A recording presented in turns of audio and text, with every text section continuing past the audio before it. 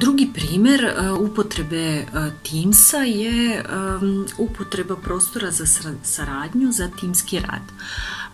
Kada smo u učionici za neki projektni zadatak napravimo timove, odredimo uloge unutar tima, postavimo zadatke, razmotrimo pravila rada unutar tima i naravno usmeravamo aktivnosti.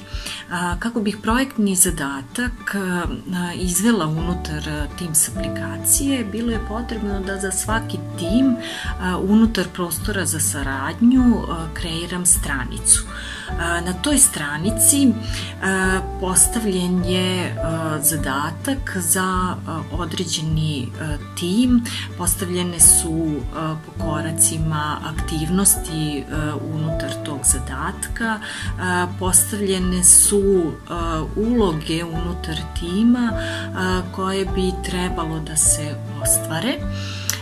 Učenici su zatim međusobno podelili uloge unutar tima. Svaki član tima je mogao da doda neki svoj komentar, svoju sugestiju direktno na samoj stranici, da postavi svoj deo zadatka, da markira da je određeni deo zadatka izvršen, da doda neko uputstvo za ostale članove tima i slične zadatke da obavi unutar same stranice. Krajnji produkt ovog zadatka je bio kreiranje virtualnog muzeja na osnovu napravljene baze podataka koja je sadržala slike i detalje o nastanku tih slika unutar jedne galerije.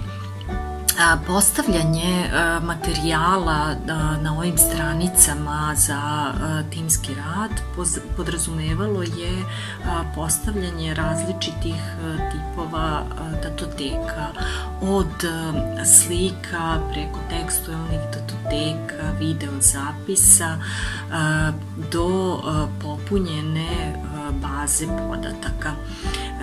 Pri pregledu ovakvih radova, znači projektnih zadataka, jednostavno se uključi opcija koja omogućava praćenje učešća učenika u radu tima, čime se može jednostavno izvršiti i evaluacija i ocenjivanje učenika u radu tima.